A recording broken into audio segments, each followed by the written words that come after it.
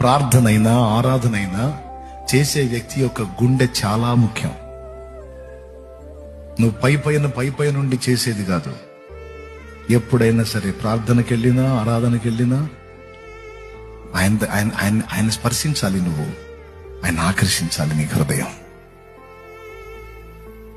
ఇంకా చెప్పాలంటే కొన్నిసార్లు ప్రార్థనకి మాటలు రావు, ఆరాధనలో కూడా మాటలు రావు. మన హృదయం నలిగిన విధానాన్ని బట్టి, మన గుండెలో ఉన్న వేదనను బట్టి ప్రార్థనలో మాటలు రావు, ఆరాధనలో మాటలు రావు. మూలుగులే, కన్నీళ్లే. ఇంకా చెప్పాలంటే ఈ మాటలకి పాటల కన్నా కూడా ఇంకా పవర్ఫుల్, అది